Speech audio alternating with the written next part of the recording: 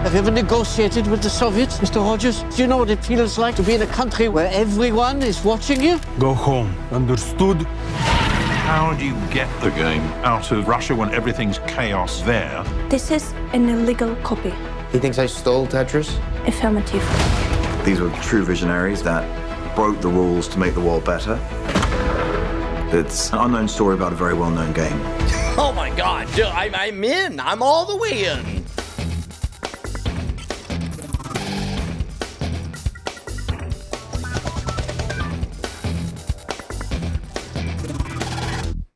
Hey, hello everybody, welcome to Cordkillers. This is a show about watching the stuff you love where you want, when you want, however you want. Bryce Castillo, joined with Brian Brushwood. Hello, Brian. Oh, I'm so glad that the two of us, and only the two of us, have ever hosted the show before. That's right. In fact, and Tom mentioned last week, he went on a journey to go find you after you were missing last week.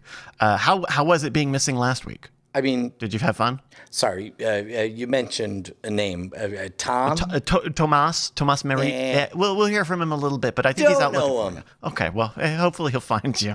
So what I loved about this trailer, and I think we discussed it very, very briefly on a previous iteration of the show, but good stories have big story, small story dramas going on. So in this case, you have a human who's trying to figure out how to make money on the Tetris license, but you also have, the gigantic global Cold War happening at the same time. I love everything about this story. It's what, Apple TV Plus? Yeah, that was a look into Tetris coming up to Apple TV Plus. That's going to start streaming on March 31st. Yeah, I think it looks really exciting. I mean, you even when you know about the Tetris story, right, that there's so much international connections between America and Russia and Japan at the time.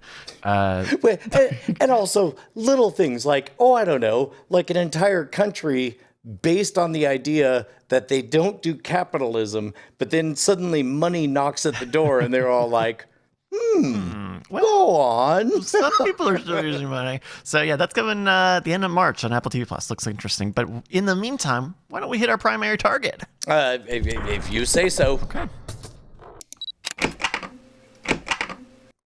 Shortly before the release of Ant-Man and the Wasp: Quantumania, some of the movie's dialogue was posted in a Google Doc and linked to from a post on Reddit. This falls under copyright violation. So under the rules of the U.S. Digital Millennium Copyright Act, Disney issued a takedown notice, and the doc was deleted by Google, and the link was deleted on Reddit the same day it was posted. But Disney didn't stop there.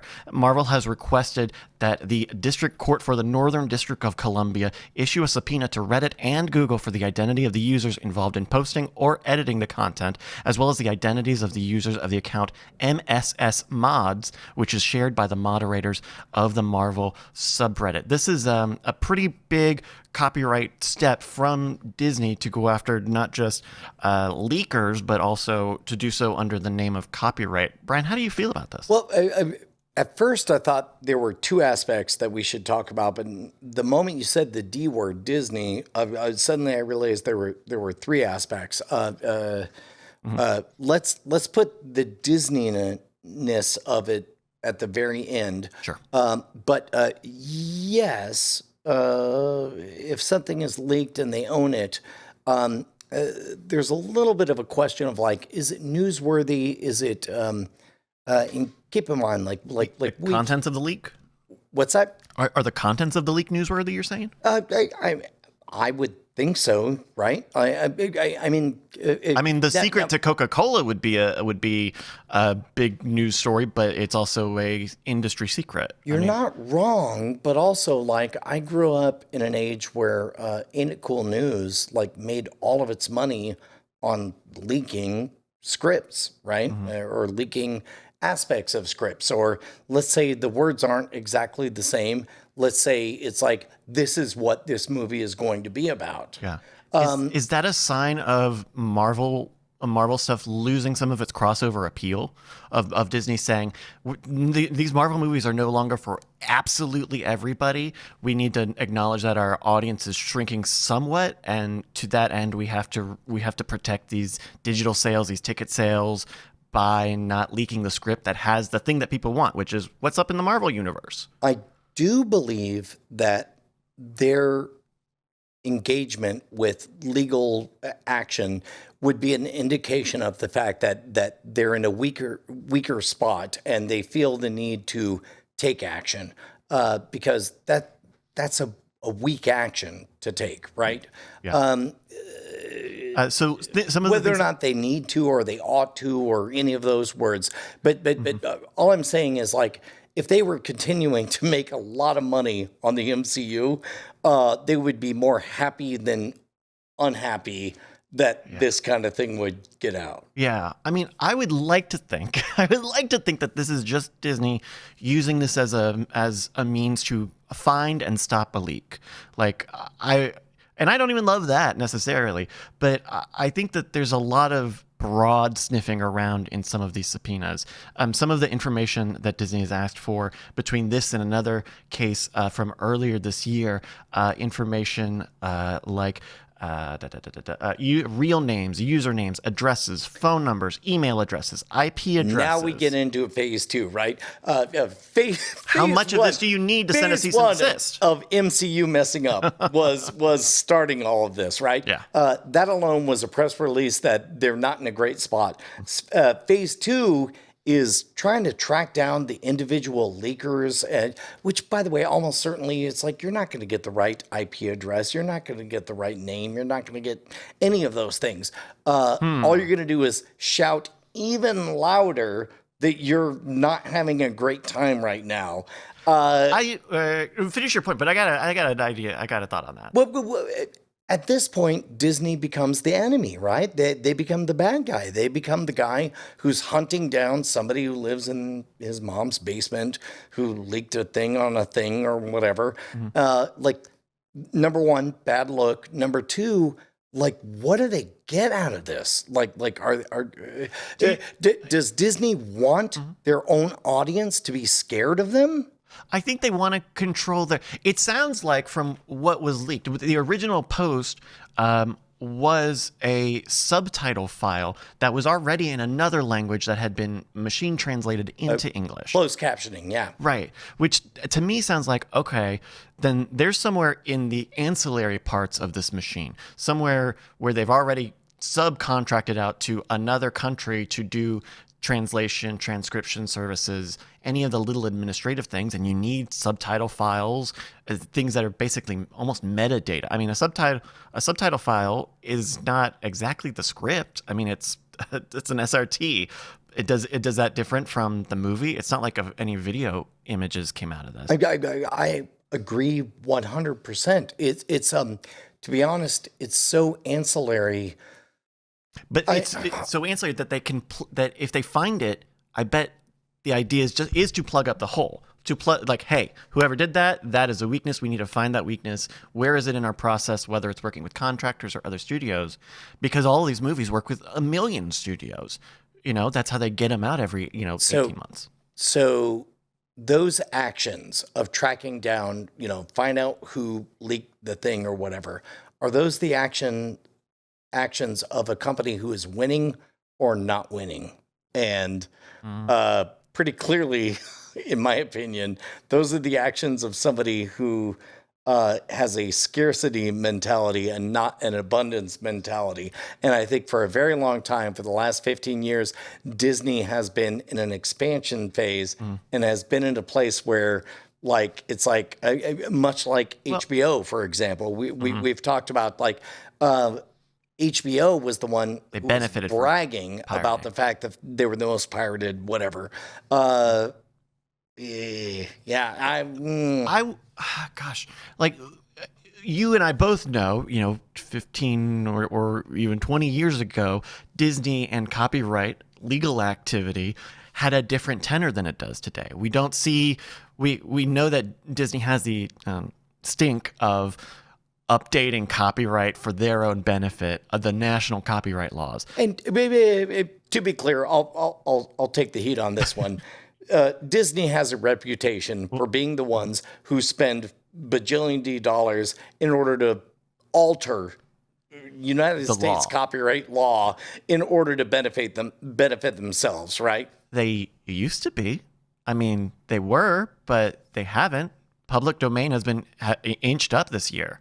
They've not brought back I agree that is Disney's history, but I also think we are to some degree stepped away from that. Of people know that that's the thing Disney does, and now we're in a time of more communication, more spotlights, that none of that gets hidden anymore. The second Disney does it, then you've got the Disney documentary Part 3. Like they're trying it again, I think, yeah. Which, by the way, in my opinion, only makes this a more curious move for Disney to make right now.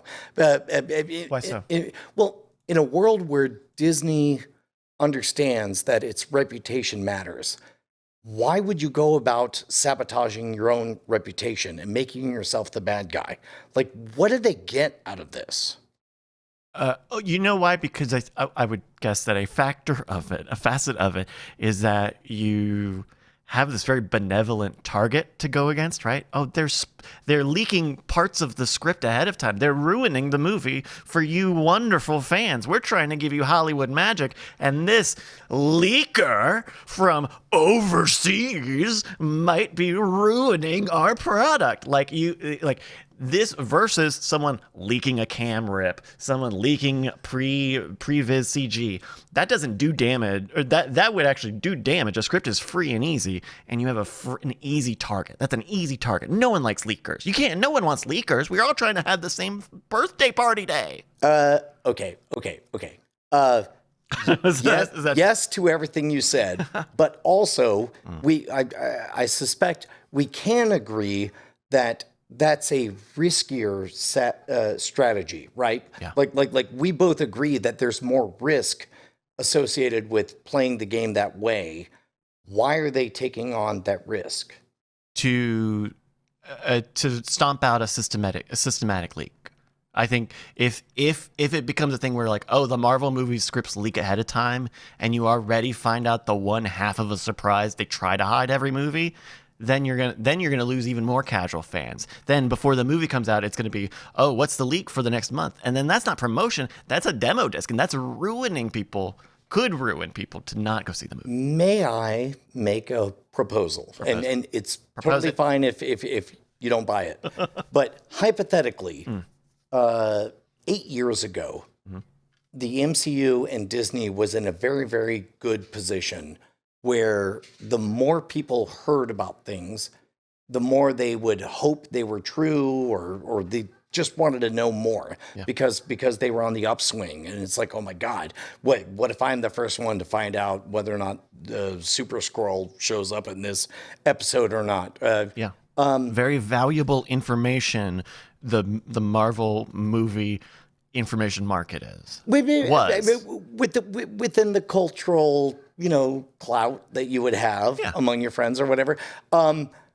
Could it hypothetically, just throwing this out there, be that the fact that they took action on this was maybe an indication that they understood that they were not on the upswing, maybe on the downswing, and maybe they said, knock it off. You're all of you fans are no longer giving us free PR. Now you're actually screwing up our theme park rides. Might one from 1,000-foot view hypothesize that maybe Disney's not in a great place, and that's why everything is happening? I think it's very tough to read into that specifically. It's an interesting idea. That was a fine dodge. You did a very good dodge just now. Okay, my question to you. If Ant-Man was more of a cultural explosion, would this have happened? Yes or no? Do you think it would have happened, that they would have gone after the script leak to begin with? Because I think they probably still would have. No, I think they wouldn't. Interesting. Okay. Well, keep in mind, let's say the actual script got out there. Then you have moves. One of the moves might be hire another firm to put out other fake outputs on this and try to just create camouflage on it. I can't think of any. I cannot, Bryce. I'm serious here. I cannot think of any good reason why they would do what they did. Just outside of unless, if the MCU was about to get bigger and bigger and better, I can't reconcile that with any of the moves they just made. I don't disagree. I give to you the task. Explain to me, if the best is yet to come, why on earth any of this would have happened. I mean, I think you say as Bob Iger came back and we're about to lose him again, and yeah, man, it's a tough one because I do think it does feel like a contraction of that mainstream element of Marvel, and maybe it does go hand in hand with an atmosphere of, okay, we really need to protect our assets a little better. But at the same time, I don't know that we have leaking incidents to compare it to in the current Marvel time. I mean, yeah, historically, yeah, but I don't know if leaked scripts are we're pushing Endgame, right? Seems like there were some pretty big surprises in Endgame and what was the one before it? Or Infinity War? Infinity Wars, right? Seems like there were some pretty big surprises that everybody was able to keep their mouths shut, right? Yeah. Why couldn't everybody keep their mouths shut about this one? Because this is not good. Not good. Is that what you're about to say? Not good. Very possibly, and it could be that because there had to be a translation involved, that translating that script may have misrepresented the movie also in some way. But I think there's just less security around it. This movie, you think about how much movie this movie made versus Infinity War or Endgame. Like those leaks didn't happen because it took 80 Hollywood stars just to act in the damn thing, on top of 100,000 animators across the globe to do all of the other parts of it. I do think you're 100% right in that there was simply less security behind it. Yeah. Let's assume the following. Mm-hmm. Security costs money. Money is something you spend on things that you think are going to be very valuable. If you don't perceive a thing as quite as valuable as another thing, you might spend less money on it and therefore have less security. Yeah. I mean, we've seen a contraction with Star Wars to some degree. We've talked about it on this show, the quiet slashing of some of these movies. I think Disney understands that these franchises are not infinite money bags, that there's only so much that they can make at any one time before they start hitting diminishing returns.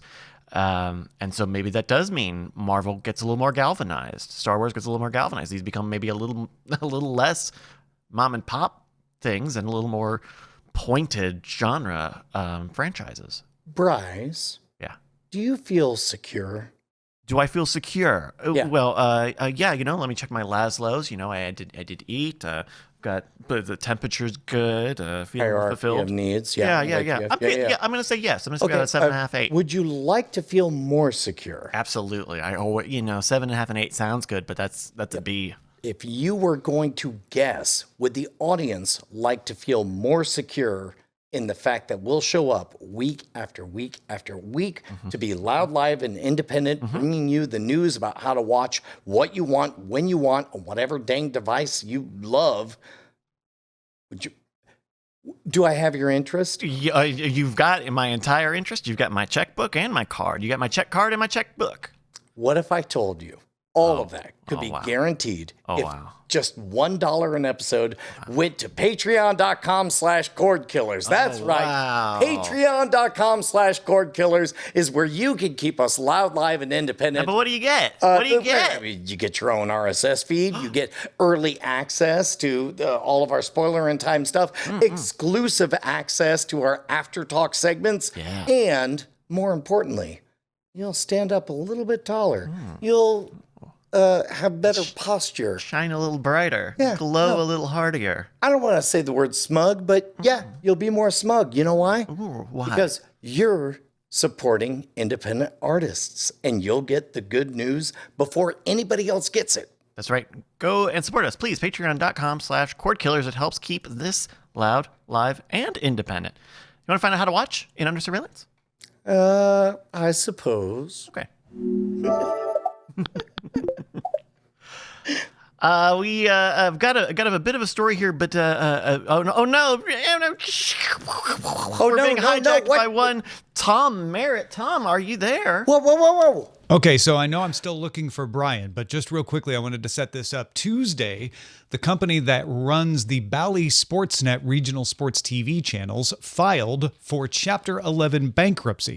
Here's why that could end blackouts of local sports streaming. Sinclair bought them from Fox. Remember, Sinclair, Fox sold the regional sports nets to Disney, and the Disney was required by regulators to sell them to Sinclair. Then Sinclair grouped them under a subsidiary called Diamond Sports Group. So wholly owned subsidiary, but it has its own CEO and everything. Now it looks like moves have been made to shield Sinclair from Diamond Sportsnet's debt because carriage fees are going down as cable subscriptions go down. Diamond Sportsnet's Bally Sports Networks are not making as much money. That could threaten Sinclair's other businesses like radio stations and local TV stuff. And it looks like the local broadcast rights are kind of in danger of going back to the sports leagues. At least Major League Baseball would really like that. Now, two people are key to understanding this, and they both used to work in regional sports networks. David Preschlack was president of Comcast's regional sports networks. You may have NBC Sportsnet. He is now the CEO of Diamond Sports Group, which has, as I mentioned, declared Chapter 11 bankruptcy and separated itself from management by Sinclair. Sinclair just owns it now. Meanwhile, one of his colleagues, former Fox Sportsnet exec Billy Chambers, was hired by Major League Baseball in February. We told you about that, to run local broadcasts. Except MLB doesn't really do a lot of local broadcasts, at least not yet. In February, Baseball Commissioner Rob Manfred said that Major League Baseball would be willing to step in if Bally had trouble to make games available, not only within the traditional cable bundle, but on the digital side as well. This specifically is around Arizona sports, which kind of gave a grace period to Bally on paying their bills. So, if Diamond Sports Group were to end up selling itself or part of itself to MLB, that would solve some of its debt problems and give MLB leverage to negotiate the remaining rights, which are held by a few channels owned by Comcast and Warner Brothers Discovery. If they were able to get that done, and there's some question. Open Bayou pointed out an ESPN article that says that Diamond Sports Group is actually trying to get more of the streaming rights, but that could be FUD. That was a source to ESPN. If, however, MLB is able to pull this off, that would let MLB do what Major League Soccer has done and stream local games in local markets without blackouts, which could lead to MLB's streaming package being attractive to somebody called Apple, maybe, or possibly even somebody called ESPN or even YouTube, but they'd be up for bid, and MLB would be the winner in that case. All right, so there you go. There's the situation. What do you think? I'm back to looking for... I think it's really weird, Tom, that you just showed up for just this one segment, but that's fine. That's neither here nor there. Bryce, in general, when I look at good news stories, good stories of any variety, I like to think of big world, small world, right? So what we have is a specific issue about carriage contracts and what that might mean. Do you want to talk first about the big world or the small world on this one? Let's talk small world, because I think that's where the most immediate impacts will be felt. And so if you were to summarize the small world to everybody, what would you say? I would say that this would affect local users to some degree, right? You might see some amount of changeover between where Diamond Sportsnet is serving it versus whoever may end up owning these rights. We don't know exactly what MLB will do if it gets these rights. It would be nice if they opened up and did an MLS season pass style thing, but we don't exactly know. And by the time that we get there, after a year or two of dealing with all these contracts and deals, if people will still want an MLS pass style thing, and what does the space look like? So in terms of the little world, I would say that for users, people who like watching these games, maybe in the future you'll have something coming your way, but I think there's going to be a little bit of turbulence in terms of usage. What do you think? Well, this is part of why. Look, we all have our own skill set. All I want to do is talk about big world stuff. Like, all right, take it big. Go big. I'm Go certain big. everything you said is 100% correct. I'm certain everything is, but instantly, like, I want to do galaxy brain stuff and think to myself, okay, people who are doing sports are the one who are owning the fact that they're doing the sports and all that stuff. Okay. And there have been a lot of entanglements and contracts that say, no, you have to do this for 5 to 6, 7 years. And we've seen fringe players like the WWE going out there and just saying, like, we have a network now, and then that gets folded into something else or whatever. Well, who do you think buys the MLB rights? Do you think an Apple TV, or do you think Apple TV does an MLS Pass thing where they make it an add-on subscription, or do they do an ESPN Plus where they bundle it into La Liga and some of the hockey stuff, and you just pay it as a part of ESPN Plus? Let me go campfire question of just like writ large. Why exclusivity for local games anymore? Like, when was the last time that seemed to be appropriate? Like when I was a kid, 1982 or whatever. It's like, of course, yeah, local rights to stream your local games because of broadcast stations and all that stuff, and maybe some people have cable or whatever. But we're so far beyond that. Who do you know that relies on broadcast media at all? Well, the regional sports nets do. I mean, that's a part of this. Is if some of the TV money goes into streaming, what happens to all the TV money? What happens to all the TV advertising? Who gets all the streaming advertising? And then what happens if you've decided you just cut out your local networks from a service like this to do national over the top? Like, there are cultural impact questions like that are a little bit more difficult out of this. And I think you were wise to use that phrase, cultural impacts, because there's nothing left.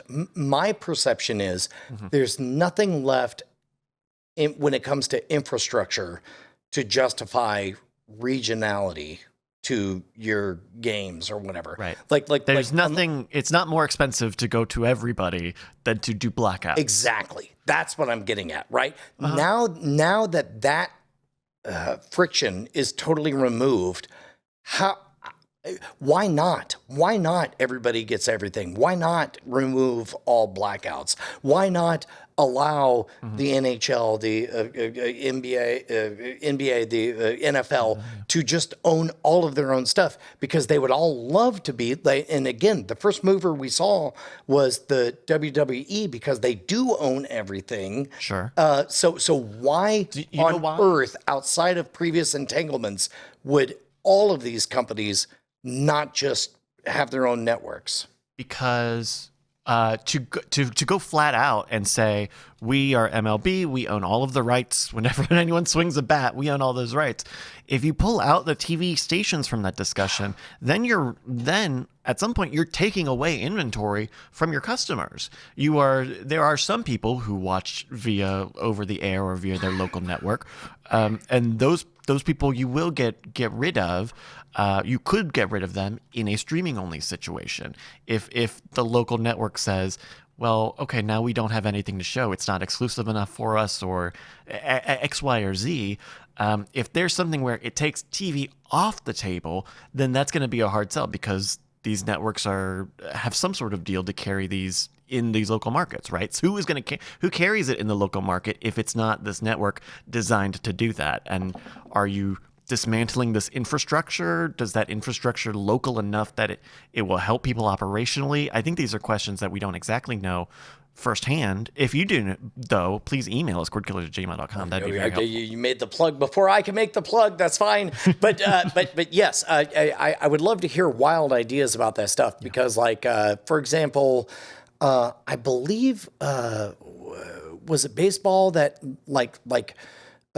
you couldn't broadcast the game and you couldn't broadcast the description of the game, but the facts of who hit what when, that became the data feed that allowed a bunch of people to build a bunch of very, very interesting things on all of this stuff. Absolutely. The data journalism that's been enabled by having statistics be publicly available for these games is incredible. I've got one last question for you on this. Well, especially because those end up being the models for everything from Baseball to Moneyball, ChatGPT 4.0 and so on. Yeah, absolutely. So then I've got a question for you. Let's say you were really interested in these MLB regional Diamond Sports Group games.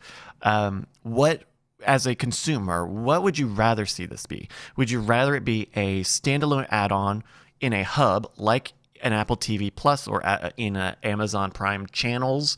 Would you like it as an add-on, or would you rather it be as part of your HBO Max, as part of your ESPN Plus? Do you want it just thrown in a package? Which, if you wanted to watch this, which is better for you?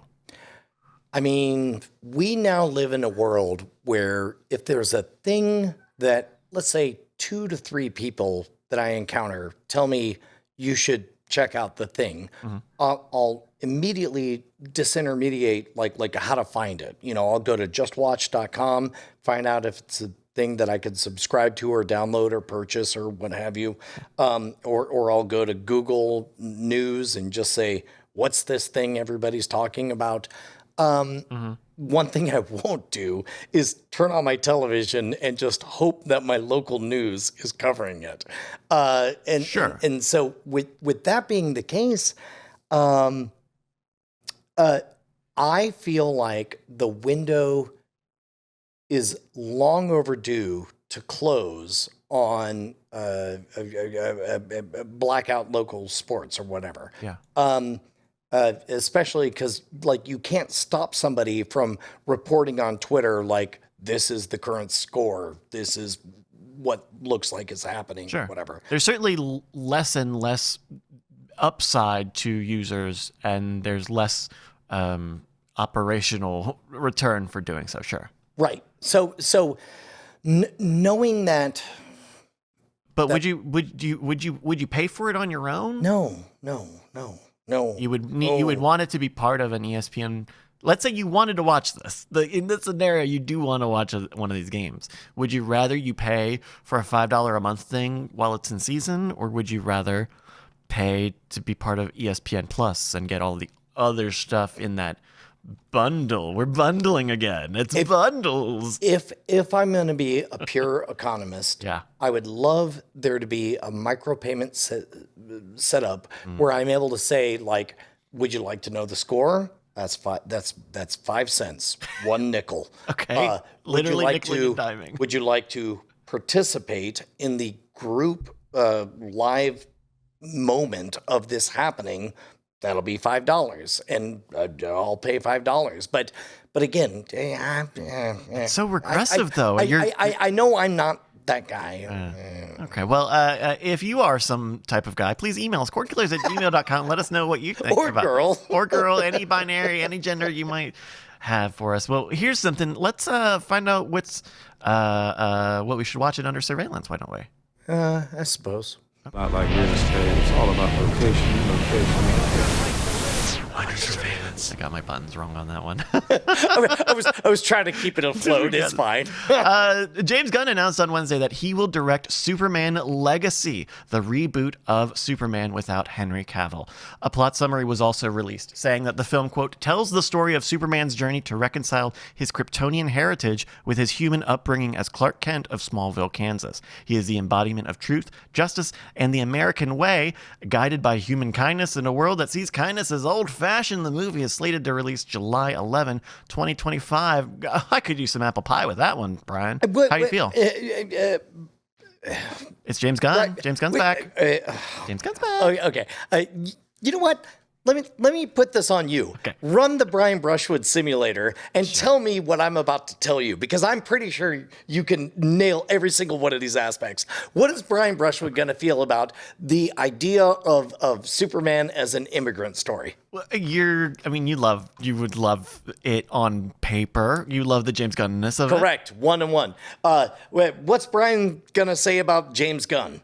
You love James Gunn. He was, potentially canceled for a moment, but now he's back and he's heading up the DC. He's 2 for 2. Okay, all right. What's a thing Brian's gonna be worried about for this? Oh, who replaces Henry Cavill? Because Henry Cavill was such a great Superman. This is the moment that I realize that maybe I don't even need to be on the show anymore. maybe the Brian Brushwood algorithm is so consistent that we can just write a script for it. We got it. We're running the subroutine. Okay, so would you go watch this? Will you go watch another Superman yes, reboot? of course I will. I'm the one person who loved Man of Steel. Yes, it's great. It's great.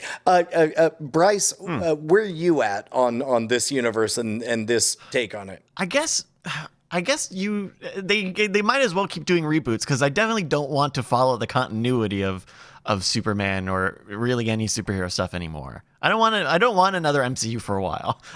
So just give me Superman, give me a new guy as Superman. Maybe we don't.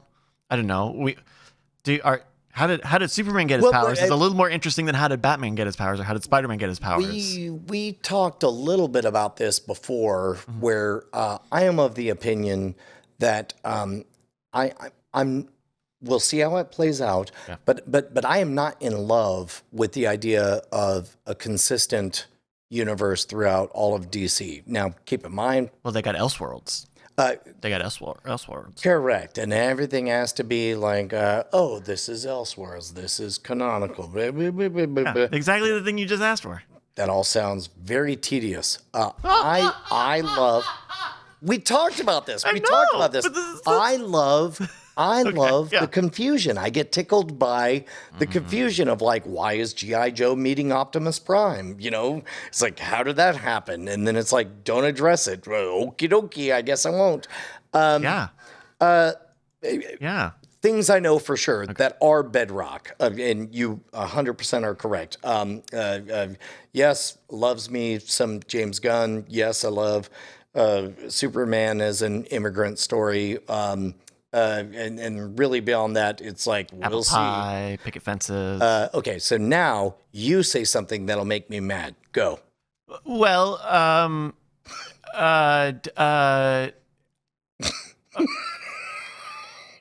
Is there a way to make Superman interesting? My only thing about Superman is everyone knows his story, right? He comes from a broken planet, exploded anyway, who used to be royalty and goes to the farmland, and like, is there a way to give us a Superman that is different but is also not grimdark?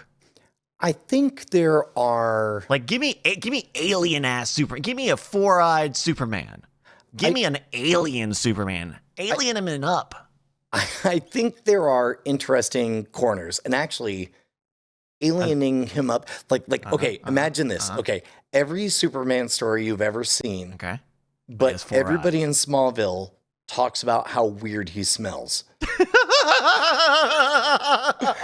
Would you not tune in for that? That would be great. Yeah. Right? Exactly, right. Is that lilac? What do you got? Lilac? And then he becomes obsessed with it or whatever. Yeah. Another thing.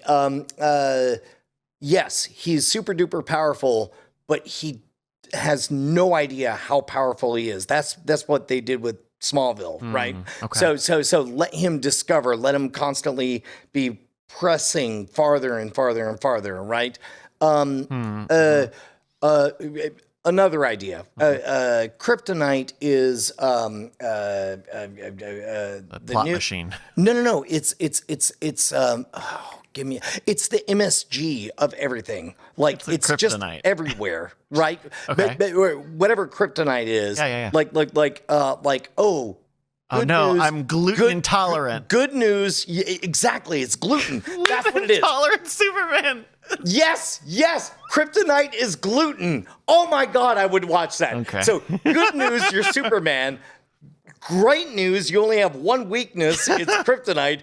Bad news, kryptonite is gluten. Come on, how good is that? How good is that? Please let us know in the email. All right. Here's another one for you. So there have been movies about Apple, there have been movies about Microsoft, there have been movies about Facebook, and now it's time that BlackBerry gets its own movie. The movie BlackBerry premiered at South by Southwest, based on the 2015 book Losing the Signal: The Untold Story Behind the Extraordinary Rise and Spectacular Fall of BlackBerry. It tells the story of how Mike Lazaridis and Douglas Freegan founded BlackBerry in 1984 and hired Jim Balsillie to be their CEO. You might have heard of Balsillie and Lazaridis. You might not have heard of Freegan. Watch the rise and fall of BlackBerry in fictionalized form in theaters May 12th. Bryce, I'm sure I said all those names wrong. Sorry. Did you watch this trailer? I forgot about this. How did you feel about this Rim trailer? It looked an awful lot like a Saturday Night Live sketch. That wig is very bad. Yes. That wig is very, very bad.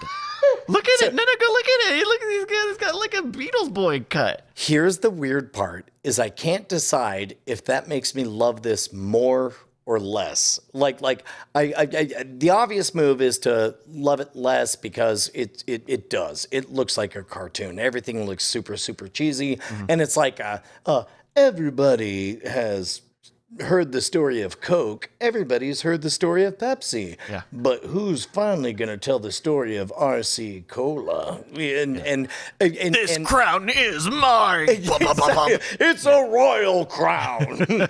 So with that in mind, it's like it does look silly. It looks like the royal crown of phones. Of social network, yeah. But I think that might make me open to loving it. How did Glenn Howerton play for you in the trailer? He plays the man in that very gray-haired wig. I don't were you love able to saying, tell? I don't love saying this, but I watched the trailer and I did not watch it a second time. And then I read the press release and I said, which one was Glenn Howerton? Dennis from Always Sunny in Philadelphia. Still have no idea which one was Glenn Howerton. They really covered him up, didn't they? All right, well, it's time for some eyes on. These are things that we've been watching lately. Brian, what have you been watching lately? I went back and I watched Primer for myself. Did you ever see the Primer? No, I didn't. What's the pitch You hear on Primer? about this? The Primer? What's the pitch on Primer? You know what? I'm going to hold back the plot elements for after talk. Oh, okay. That'll be fun to talk about. Nice. But I watched it for myself, and then something wonderful happened. My daughter had her birthday. It was spring break, and she was back home, 19 years old. And Penny did this super sweet, wonderful thing where she was like, hey, so, I'm going to go catch a bus and go back to college in about 2 hours. So, I don't know, shuffles feet. If there's anything you want to watch together, I guess we can watch it. So you picked Primer. I did. First of all, nobody understands Primer until they go to the Wikipedia for Primer, okay. Which I understand. That is a flaw in the movie. That is bad storytelling. That means that you did something wrong if literally nobody knows what happened. However, after reading that article, you're going to be pretty happy with it. It's got a lot of technobabble. It was shot for, I believe, I don't know, $7,000 in a garage. it introduces a new mechanic to think about time travel with. I loved it a lot. And Where did you stream it? To be honest, I just went straight and bought it from Amazon. Yeah, that's fine. But as always, we advise people go to justwatch.com, find it. Yeah. It's oh my God. If you've not seen it, Bryce, I kind of want to I'll come up with an hourly rate and watch it just so I could talk to you about it. There's enough there that I would love to hear what you think. Okay, interesting. I'm going to write that down. Primer. 2003, I think, 2004. 2004 is what IMDb says. Also, short movie, it says. Yeah. It's only like 73 minutes long, and took quite a while to shoot. Interesting. Okay, well, check that out. That's Primer. I got a pick for you, and this is also the On the Lookout. We are just covering this. We're just starting to cover this again on It's Spoilerin Time. I'm talking about season 3 of Ted Lasso. Ted's back, and the first episode's out now. It's interesting about where everyone is after the conclusion of season 2. If you're not familiar with Ted Lasso, this is the story about an American high school football coach who goes and is recruited to coach a English football team. The idea being that he would kind of screw up, and he doesn't screw up that bad, so he sticks around and he kind of makes everyone. It's a whole thing. It's kind of a whole thing, isn't it, Brian? Kind of a whole thing. Boy, am I going to keep my mouth shut until we have a chance to talk about it in Spoilerin Time. Ted Lasso is quite good. If you're not caught up, go ahead and begin your journey. Yeah. Congratulations. You're about to experience Ted Lasso, and you'll be very happy for having done it. Yeah. The open rumor is that season 3 will be the final season. We'll see what that actually looks like. But we're certainly... By open rumor, you, of course, mean the literal stated goal at the end of season 1 was for there to be 3 chapters. Okay, well, where's that Community movie then? All right. So season 3 has just started to air on Apple TV Plus. Check it out if you got something we should be on the lookout for. Please email it to us, cordkillers@gmail.com. But where, Brian, could I even watch something like this? On Apple TV? But how would I access it at my home? You would need a computer. Okay. A computer, you say? Yes. You should go visit our friends over at doghousesystems.com/rogue. Spell it right, ROGUE. Use promo code ROGUE at checkout. You'll get a little extra something. Top of the line, high-end systems. Great support. Would they incredible support. Like next level support. The kind of support where you could call them and the guy who answers the phone will be the CEO, and you could say, hey, I have a big interview tomorrow, and my computer got lost in the mail, and they're the kind of people, I'm not promising this, but they're kind of people who would just, overnight you a computer to make sure you got through. If it were me, I would overnight a computer. Certainly if it were me. Yep. Then I'm going to go to doghousesystems.com/rogue and check that out. Heck yeah. After that, why don't you give us a little bit of scratch? Just a little bit of scratch. Now, where can they do that? Hold on. Hey, okay, all right. Just a little bit of scratch. Is it? Wait. Oh, sorry. Yeah. Did I stutter? Just a little bit of scratch. No, it's not really. I wouldn't call it a stutter. More like you fell in on yourself. Marketing message. Okay. All right. You kind of like you vomited the words out. If you don't want to give us just a little bit of scratch, then maybe head on over to gimme.scamstuff.com. We give away stuff every single week. You'll sign up on an email list, and eventually I'm going to get you. Sooner or later, I'm going to sell you something. That's how it works. Look at that. Yeah, gimme.scamstuff.com. Check it out, everybody. All right, well, let's move on to the front lines. Why don't we? Yes.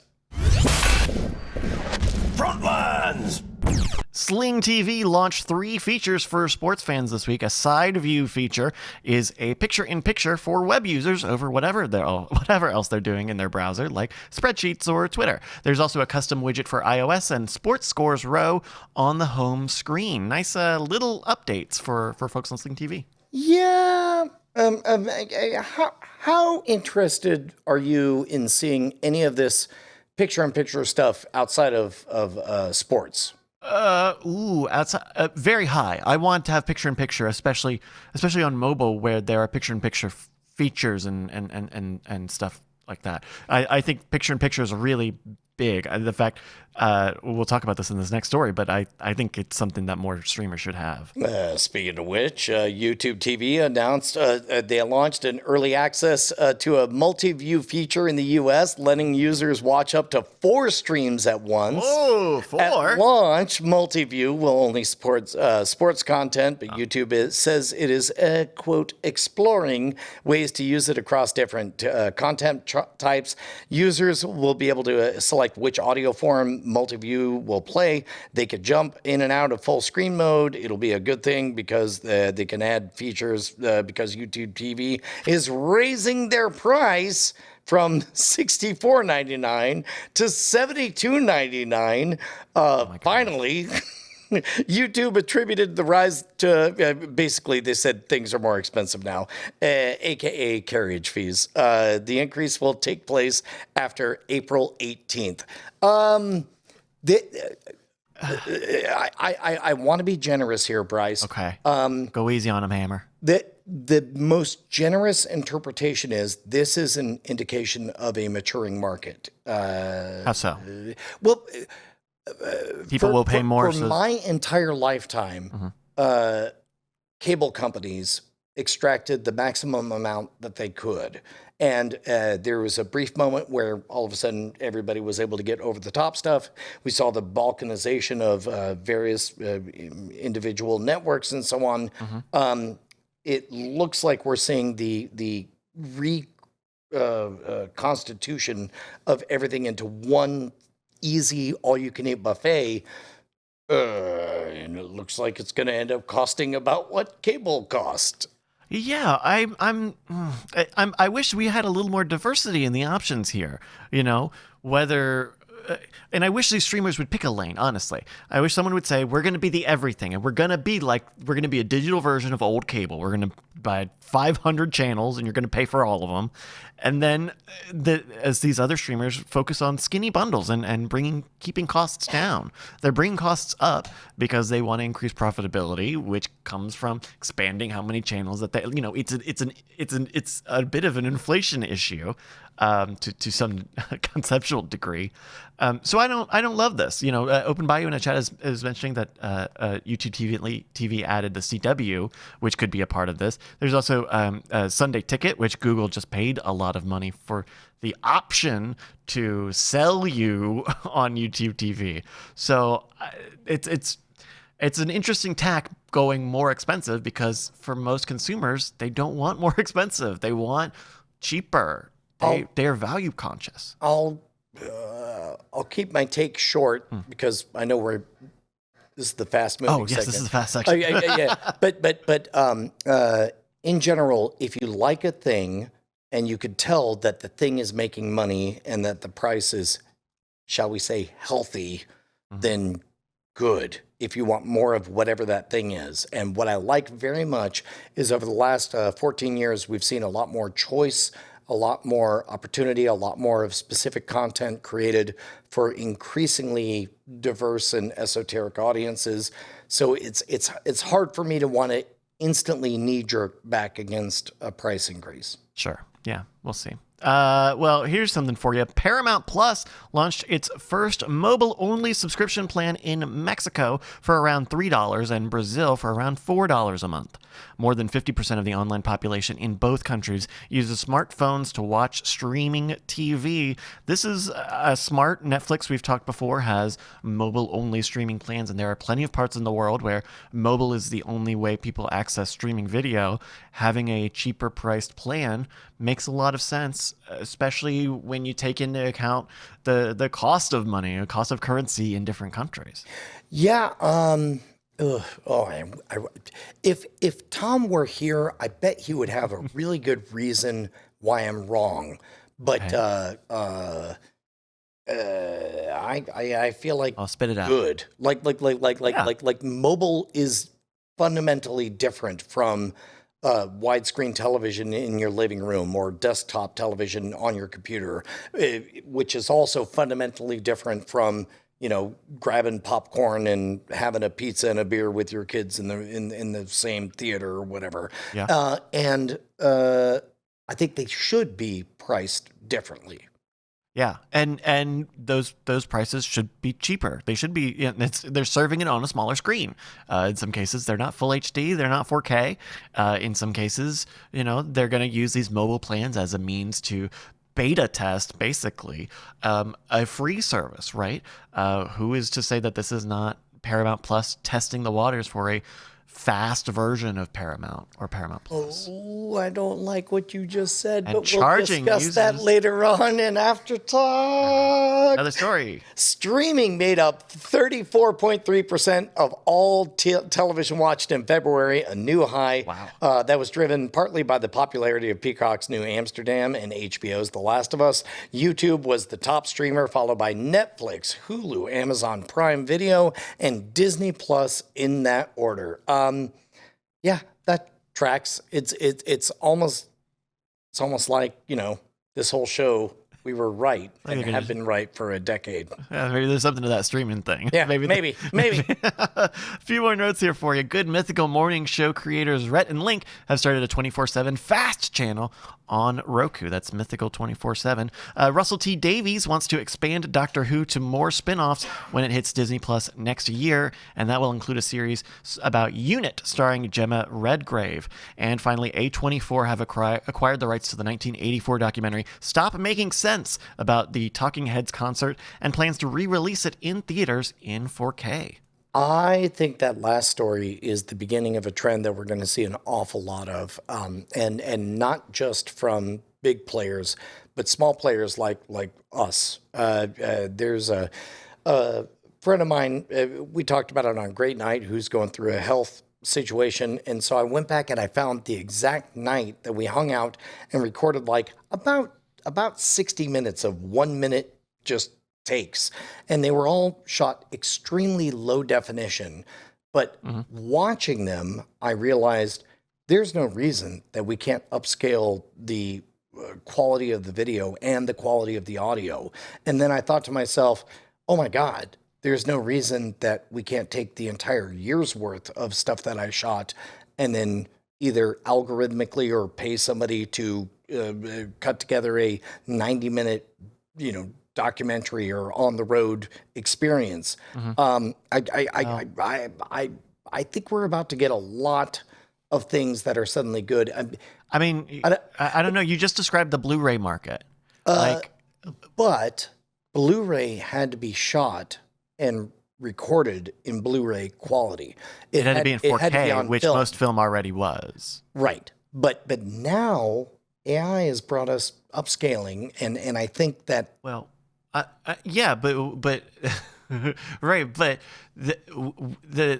because what you're seeing is, oh, now my browser will upscale for me. Like, you're gonna see that be a feature, and we're gonna run out of the need to sell it in just as many years, because everyone will already have an auto AI upscaler in their operating system or in their browser. Let's say hypothetically, in the last couple of months, we had a guest on this show who wrote the steamed hams bit on The Simpsons. Sure. And let's say he had a show that that there did not exist a high enough quality version of the show that he could go on the road and tour with. And let's say hypothetically that one of the fans just straight up upscaled everything to 4K. And all of a sudden, a friend of ours is on the road touring with this 4K upscaled thing. I suspect there'll be more of that, is all I'm going to say. Yeah. But yeah, I think the idea that you can make a big to make a big primary driver being we're upscaling, we're giving you the upscaled version. I do agree with you on that point. Mechanism is coming to the that is going to be less and less impressive. But along the way, what will be impressive is, oh my God, and I get to see the actual artist who did the thing, who did whatever. So in this case, like a live experience. Exactly. Well, that's getting out of the Yeah. The thing of this. But yeah, interesting. Are you going to go out and see this Talking Heads one? I think I will. As a matter of fact, we were talking about documentary now, how every episode is basically riffing on a specific documentary. I believe one of them was riffing on Stop Making Sense. Oh, fun. It would be, what's fun is like, I knew that was the bit and I enjoyed the mockumentary. I look forward to just straight up watching the documentary without knowing any of the context. Yeah, that'll be an interesting thing. Okay, well, let's take it over to the dispatches from the front, why don't we?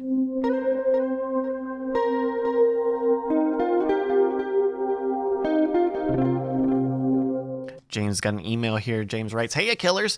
So I really disliked season 1 of Picard and heard season 2 was just as bad, if not worse, so I never went back. Now I'm hearing y'all hint that season 3 is legitimately good. Should I slog through 2 to fully enjoy 3? I'm a Trekker, so internet is hard to come by, and my watch time is super precious. I grew up on The Next Generation, and while I'm not a full-on Trekkie, I have a lot of love for Trek, and good TNG is some of the best Trek IMO. Love the show, James."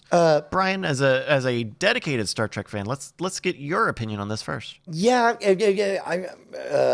Should he watch season 2? I want to value James's time. And so I'll say season 1, first 3 episodes were its own unique experience. Didn't really care for everything after that. Season 2 was a fun remix if you love the film versions of Star Trek. Season 3 appears to be a different animal. Season 3 appears to be straight up, oh yeah, what if we just started doing The Next Generation again? Unironically, complete with like one of the episodes ends with Picard giving an admiral's log and all that stuff. So Okay. I don't see anything in season 1 or season 2 that you need to know. Just go straight into season 3. Yeah, I would say, as someone who only watched the first episode of season 3, and then this most recent episode, the 5th episode of season 3, I got it. I know, I got it. It's not that complicated. He's an old guy. They did a thing. Guy was out of the game. Doesn't matter. Now he's back in the game. Not that kind of, Things are happening. Okay. Yeah. Got So it. I would say, yeah, maybe you could jump right into season 3, especially if you watched season 1. Like, I didn't really even watch season 1, so he's an old man. He used to be. It's easy. That's how He's old. He had a disease. Disease isn't an issue anymore. Oh. He's still old. Everybody's old. A bunch of people no longer in the game. Yeah. Wouldn't it be great if they came back and did classic adventures? That's what you get. There you go. We also got this email from that Charlie Dude that writes, "Hey group, I need your help. A colleague of mine is looking for an app to watch Indian television, like a BritBox is for UK shows. Do you know of any that you could recommend? Thanks, y'all rock." That Charlie Dude. Yeah, so this is a case where it's like normally when anybody asks me, where do I go to find out how to get the whatever, I always say justwatch.com is a good place to go. Yeah. Especially if you know the show you want to find. Right. And if it's a British show, I'll say BritBox or whatever, I have no answers for this. And so this is one where I suggest we lean into our audience, cordkillers@gmail.com. Yeah, I tried to look, and it doesn't seem like there's a central one like that. All of the big players have really tried to grab more Indian content over the years, so I feel like you're going to see a lot of it, a good amount at least, on Amazon Prime Video, on Netflix, maybe some on Hulu. But that's a suggestion. Please email us to let us know. Well, hey, that's a show, everybody. Thank you so much for Brian joining me. Thank you, Brian, for joining me. Heck yeah, dude. Catch us every, Monday night? That's right. Well, let's go to the website, which is cordkillers.com, to find out. And we'll find out that our email address is cordkillers@gmail.com. And we'll find out that we're live on twitch.tv/Night Attack, which is also carried on diamondclub.tv, Mondays at 7 p.m. Eastern, 4 p.m. Pacific. We'll kill your cords next time. Hey, Tom Merritt, what's going on? I'm just hanging out here watching this scroll go by. What are you doing? Trying to set up a bit where we thank our beautiful, beautiful patrons, all these wonderful I'm sorry, names. I'm too distracted looking at these beautiful, beautiful patron names going by. Look at that one. I mean, if you wanted to be one of these people, patreon.com/cordkillers would be the place to go. I mean, they're scratching our itch, like, because we're I think addicted. as long as it's consensual, like, we're addicted to their money.